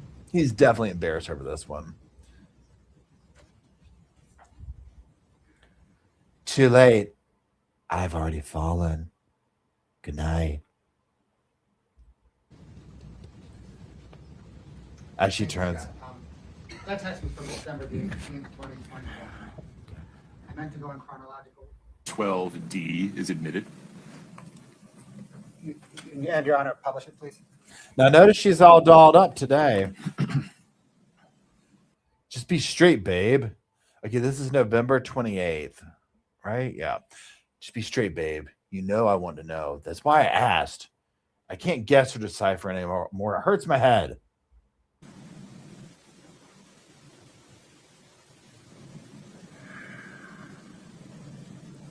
Get some rest. I don't want you to use your head anymore. You should be like me and just not use it at all. Right? It's like, let's just make this the truth. What she really says is, get some rest. I don't want you to use your head anymore. It wasn't that big of a deal, really. I'll call you tomorrow.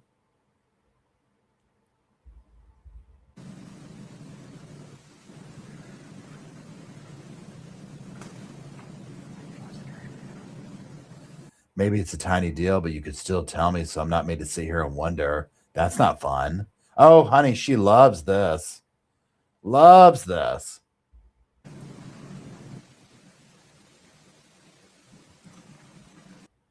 Oh, this one's good, y'all. This one's rich. Okay, this is her other life story. Okay, well, since you asked, honey, you know she had this ready to copy and paste in a document. Okay, this was one of her go-tos. Okay, she had this copy and paste ready. When I was little, I grew up scrubbing other people's toilets in Park City at rich people's houses after school. Christmas breaks, all summer, I worked for my aunt's company.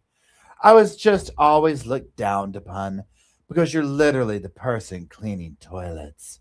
I always said to myself and my aunt, one day I'll own properties in Park City like all these rich, snooty people, and I will never be like them. Tomorrow I close on 3 properties all in the same day. 2 being in Park City. That's a huge deal to me. Biggest accomplishment to date, career-wise. It's never been about the money. It's about being able to say, I too have properties in PC. And you're not better than anyone the way you treat people. And I can prove it. Tomorrow is a really big deal for me, self-accomplishment wise, to sit and reflect and be thankful. So I just wanted to sit for a minute and celebrate with someone and have a drink. No one really knows about the PC properties. They won't mean. Just hold on a second.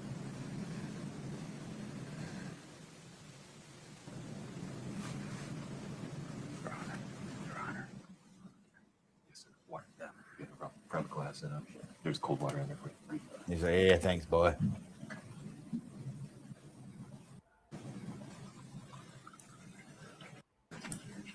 There we go. Let's move it along, Scott. Let's move it along. They won't mean anything to anyone, and that's okay. I like the secret part of and don't like people knowing my business. But tomorrow, for me, is big. A big day for me. So that's all. I just wanted to see if I could, I don't know, maybe find an hour. We were both free to just toast to new beginnings of life and celebrate. Really, that's all. All the celebration she's doing, right? All this closing on 3 houses the next day. Foreclosure papers might as well go ahead and start getting filed. Not a pot to piss in barely, but she's going to close on 3 properties. I mean,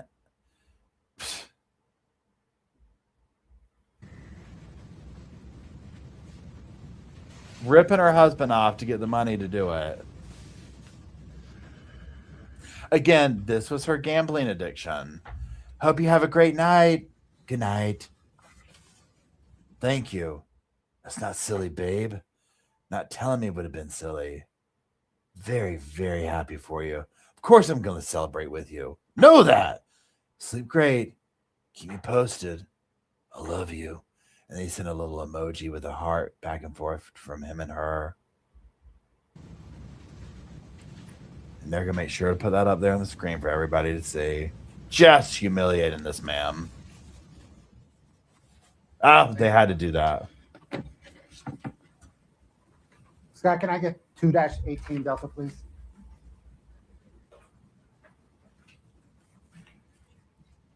Please scroll through it for Mr. Grossman and counsel. Thank you, Scott.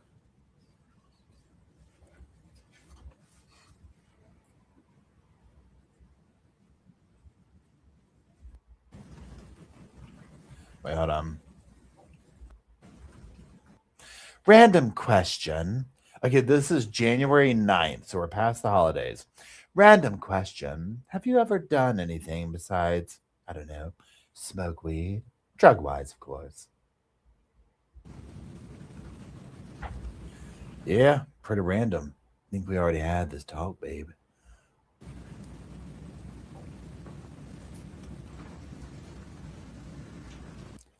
Like, no, we haven't.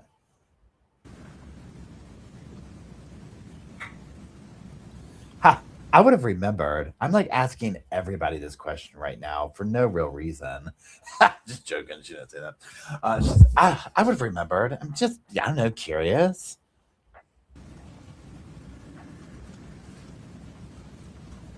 Yes, we have more than once too. First time was at Chili's. Me, you, and Ronnie. That's her brother. So again, she's either trying to get the drugs from him, right? Or all thanks for becoming a member, Sonny. I appreciate that. I appreciate you. She's either, this is my opinion. This man served numerous purposes, right? At varying stages of the situation. She was probably either going to try and get the drugs from him or eventually get drugs from him, blame the murders on him. He would be the most obvious person to blame them on. Hold on. I got to do this. I'm freezing.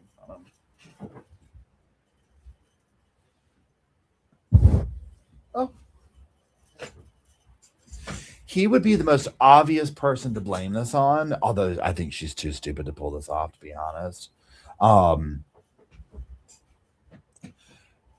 A more swift murderer, whatever you call them, would see the opportunity in setting up a fair man to take the fall for the crime, right? So, let's keep going.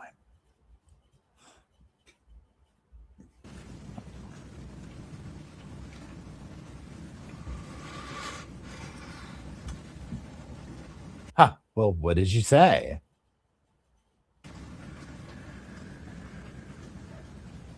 You have done other things, not all of them, not often. Now, this should be read like, why are you asking me this? Especially if he's like, you've asked me this multiple times. And you? It's not a big deal. I was just wondering. I'm starting the new series Dope Sick tonight that just came out a few months ago. That's what made me wonder. When was the last time? Nope, not me. Yeah, she's 100% trying to buy drugs from him.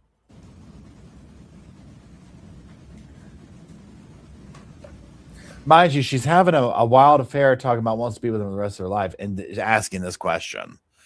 It's like, wouldn't you know this at this point? Like, why? This is so weird to ask. I want to leave my family around for you. Oh, by the way, are you abusing drugs? What? You've asked me multiple times. Well, what'd you say?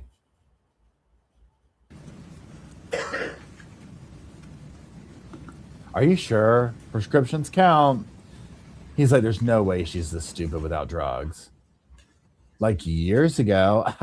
Nope. Well, if prescriptions count, then when I had Weston.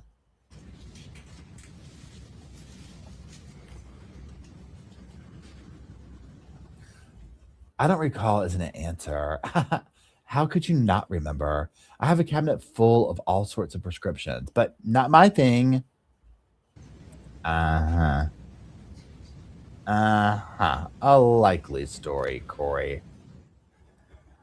Years ago, cabinet full of not my thing isn't an answer. Amen, brother. He called her out again. What's for dinner? Your little lima bean. How is that not an answer? I answered like totally perfectly, haha. No prescription since I had Weston, and even then I wouldn't take them. So I like stored them in my cabinet. Just pain pills. They are still here. Ha, pills and drugs are not my thing. If prescriptions count, then years ago go for drugs and prescriptions for you. It doesn't make sense. So I mean, this is so interesting right here where she's admitting she has pain pills in the house. And so remember how what does this mean, y'all? Remember how when they came into the room, they found the hydrocodone bottle, but it was made out to her? I think there was like the old pill bottle, but it was her prescription that she had out. You see what I'm saying?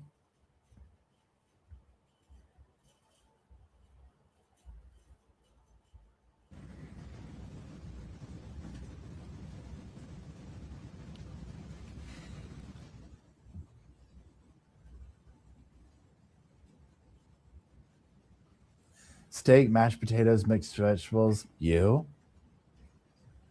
No, my VA prescription. Felt like I took someone else's at some point.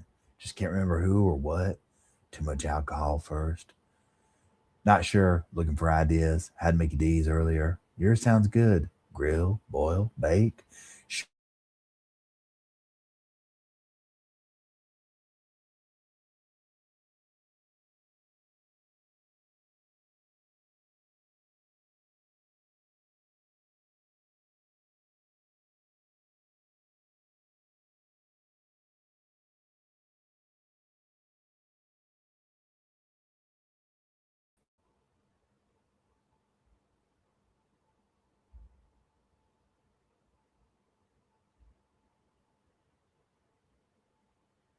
Please hold.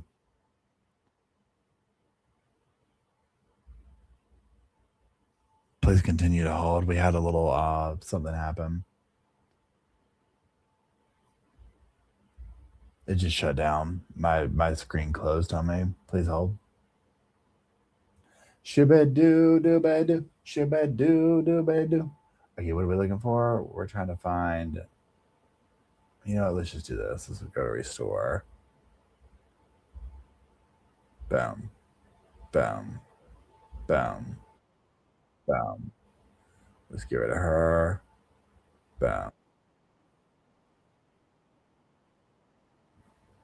Boom. Okay, there we go. Sorry.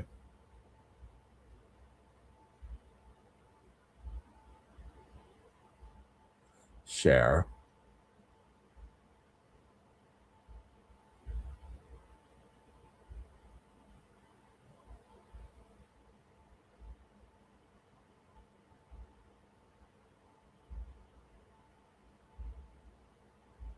Okay.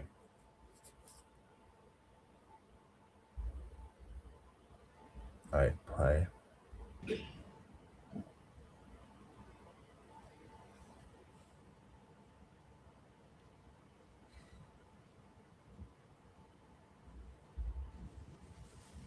Statement that makes of you on. Thank you, Scott. Can I get 2-27 Delta, please? Okay, now we're at Valentine's Day. So the first attempt, right? Good morning. I'll call you when I'm headed down. Carpooling now, then have to run home and make quick finger food for Carter's V-Day class party, drop off at school, and then I'll hit the road, probably 9:40. So they're supposed to spend Valentine's Day together.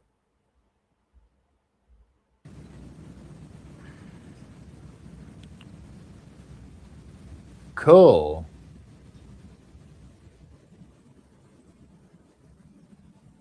Leaving the school, commas. Headed that way. He liked headed that way. Hour-long ride. Yep.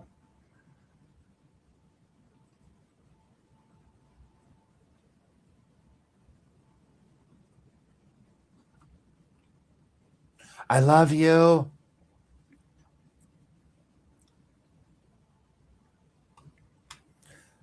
I love you. I love you. Want to be one of my Valentines? I love you. How many times is she going to say it?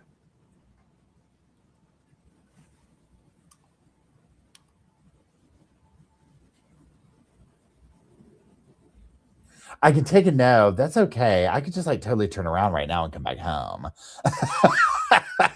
I thought they were just like repeating them or whatever. It's like, how many times is she going to say that?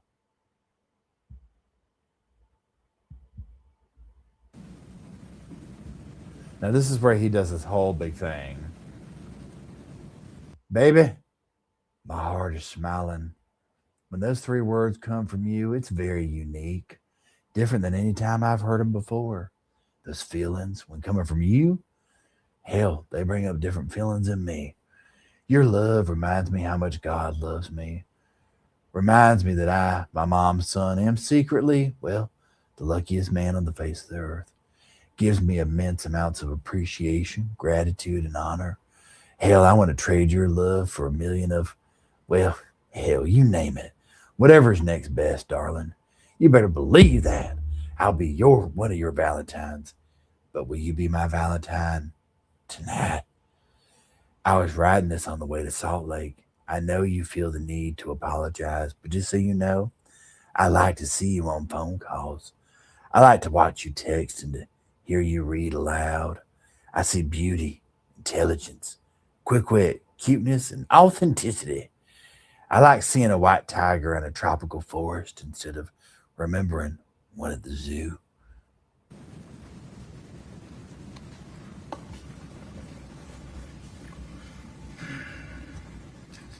He's dying right now. Appreciate you, man. He's like, I can't. He's like, I can't with us. I love you most.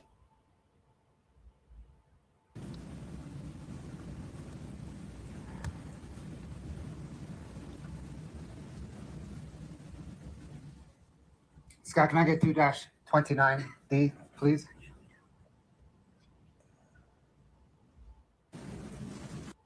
How does Harry know my name to correlate the conversation between Dave and who I am? Haha, I mean, I know you have talked about me, but I didn't think it would be anything worth remembering.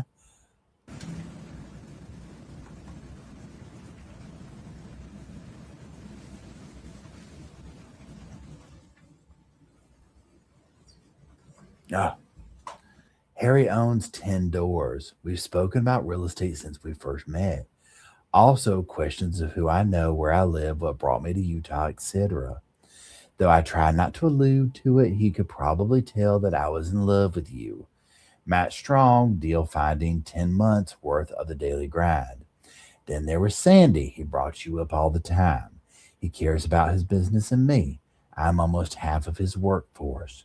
The way I speak of you, eyes lit up, lively, proud, honestly and deservingly praising when things are good. Not speaking and looking like I have a foot and a half in the grave when they're not. He would have had to bump his head mighty hard to forget you.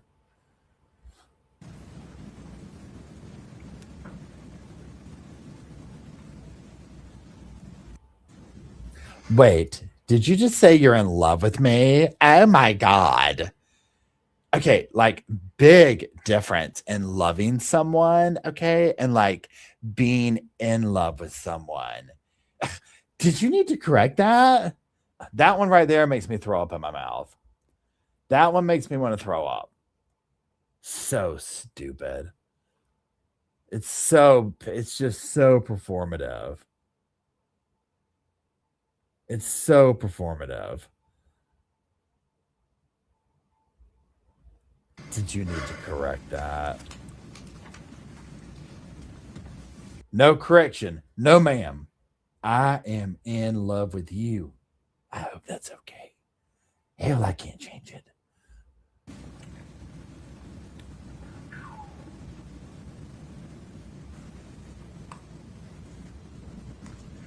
No change. It doesn't change me, or hell, it doesn't have to change us. Oh, babe, I've been this way a long time.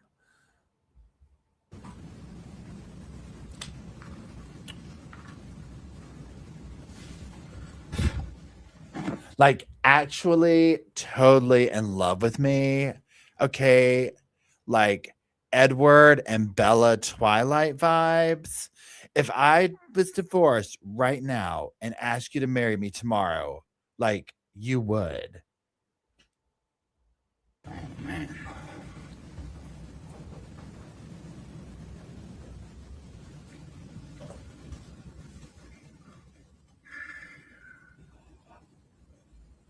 Yes.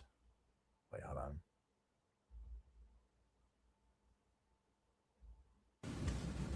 Yes. In love with you. Of course I would. Hell's bells.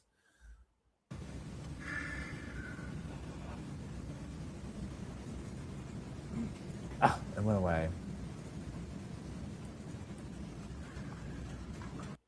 I don't know what this one is. Have a great day, babe.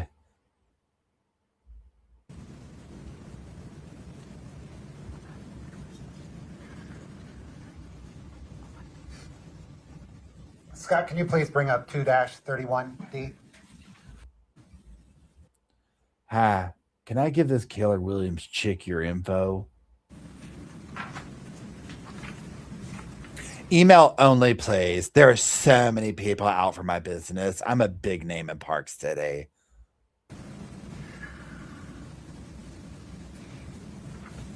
KW agents are like so hard to work with because they're brokerage. Okay, like this is businesswoman lunch stuff, so you might not get it, but I'm just going to tell you. So their brokerage doesn't allow for them to decrease their commission, and we only want to pay like 1%, okay? But would still totally chat with her. The way that Corey talks, like she's willing and dealing some businesswoman, carrying these crappy loans, surviving off of the payday thing every day. But she's going to talk about like she's got a choice. Like, oh, yeah, we're not trying to do more than 1%. Oh, no, that's not how we move in these circles. Okay, we're doing businesswoman lunches. We're doing invent and post-its kind of stuff. Not anything like this. No.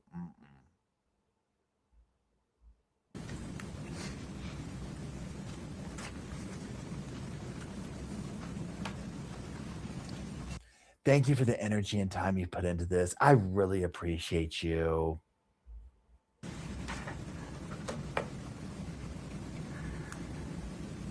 Babe, I miss you. I like want you today and every day. And like, look, not just sexually, but like, okay, physically, okay, mentally, every day when I wake up. I do want a future together. Okay. I do want you. Like, figure life out together. Ugh, if you could just like go away and you could just be here, right? Life would be so perfect. I love you. Ugh, I don't know. I don't know what my deal is today. Ugh, cringe. I'm sorry. Now, mind you, this is days before she, not days, but like, let's say weeks before she kills him.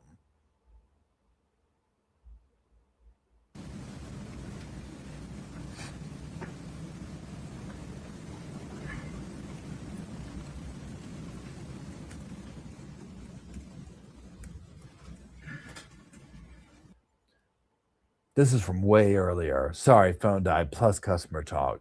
30 more seconds than I would have. Pardon me.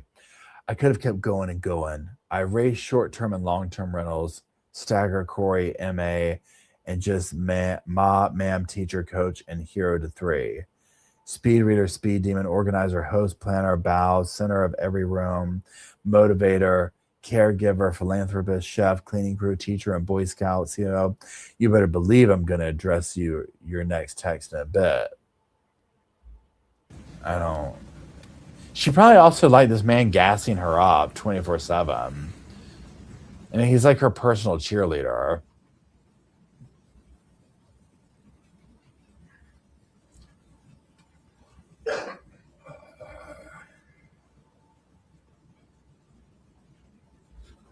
You are so sweet. Okay, please don't repeat that to anyone.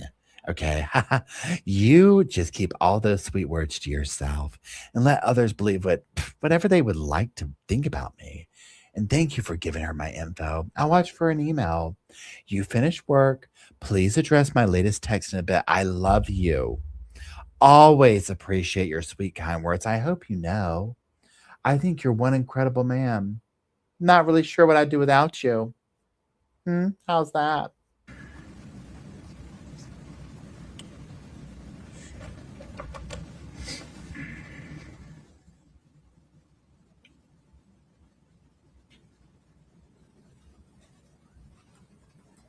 I think that's it.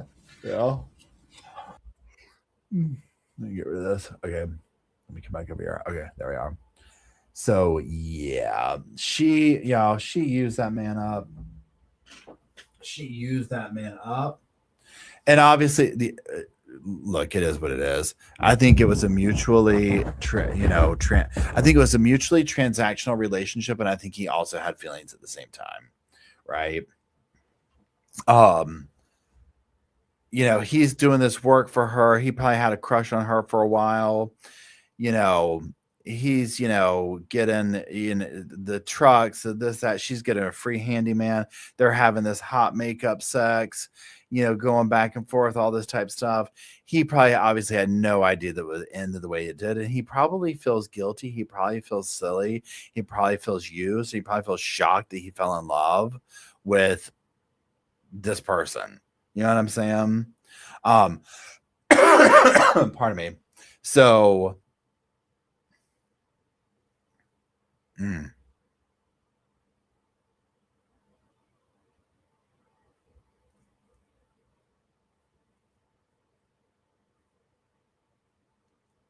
yeah, there's more. I'm grabbing text messages and stuff.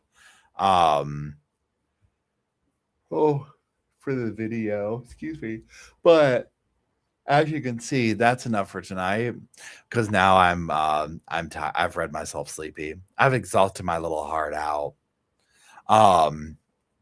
So we'll wrap it up here. Now, a couple of little homework pieces or whatever, or housekeeping. So Monday trial is back on schedule for 10:30 a.m. Eastern time. So that's when we'll be going live. Sunday night, we will be going live to do our case updates because, like, so much has gone on with the other cases in the background while we were watching those. So we'll do our usual, like, Sunday night live type thing. And that's kind of it. And then Monday we'll start court. Oh, I'm sorry. I don't mean to put y'all to sleep. So there's that. So first things first, thank you, mods, for being here and hanging out and keeping the sofa going. I appreciate you. And thank you, Sofa Squad, for being here and talking. We'll do the live chat at 7 o'clock Sunday evening. Pardon me. So know that. But that's it. I hope y'all have a great Friday evening. I'm gonna head to bed. And then I hope you'll have a great Saturday, great Sunday, and I will see you soon. Oh, thank you. I can't read it, but Kitsu, I think it says. Thank you very much. I appreciate you for being a member. But that's it, y'all. Have a wonderful evening. We'll close out with Slow Morrison's Ode to the Sofa, and I will see y'all over the weekend. Have a good one. I'll see you later, everybody.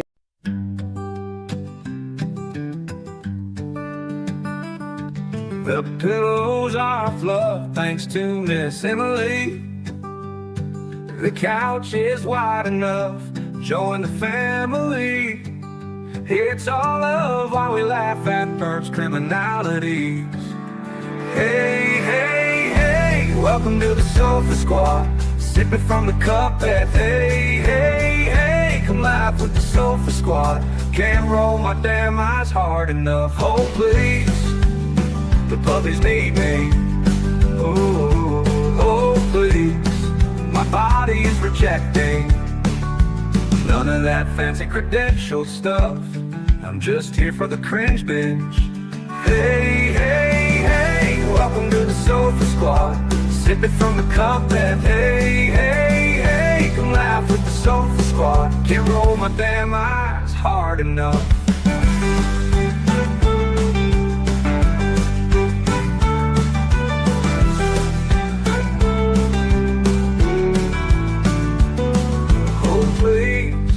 Puppies need me, oh please. My body is rejecting none of that fancy credentialed stuff. I'm just here for the cringe binge. Hey, hey, hey, welcome to the Sofa Squad. Sipping from the cup that hey, hey, hey. Come laugh with the Sofa Squad. Can't roll my damn eyes hard enough.